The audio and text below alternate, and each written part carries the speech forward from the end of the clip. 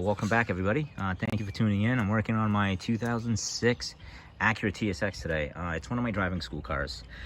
I've been putting it off for a while because the weather's been crap, but I needed to do the upper control arms on both sides. I'm only going to do the left today, but I wanted to put a quick video together to let you guys know when you are doing this task, it's not that hard.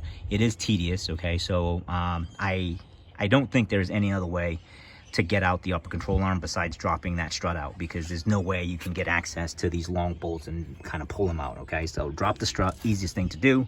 5 bolts inside the engine compartment, and then there's this bolt right here, the 14 millimeter that holds like this wishbone looking thing, and then the 17 millimeter right down there, okay? So you loosen that up, that wishbone comes apart, and then you can kind of just slide this whole strut assembly out, and then you'll have access to, like I said, these two, doesn't look like that long, but these two long threaded bolts that are holding in your upper control arm, okay? You take that out, this 17 millimeter comes off. I just lightly tapped right here. You can use a puller, but you know, it's a driving school car, the kids are gonna bang it up anyway. So I just took a 2-pound sledge to that, lightly tapped it, and it came out.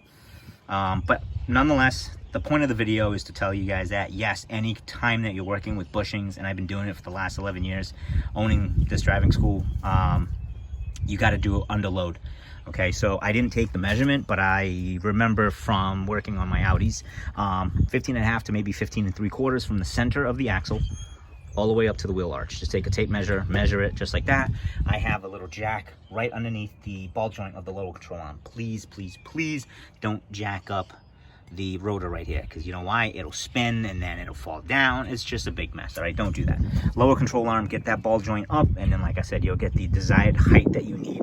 So once you have that height, then you can go in there with a long reach 14 millimeter right in here, just to kind of cinch it tight, okay?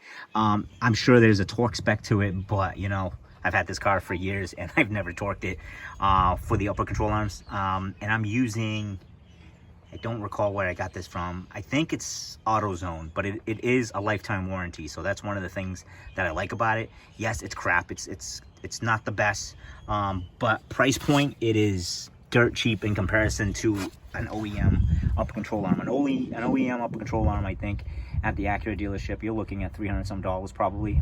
That was, I don't recall, maybe $70, $80. And like I said, it comes with a lifetime warranty. It takes you 30 minutes to take it out. Bada bing, bada boom. Okay, so just keep that in mind, guys. Really easy job.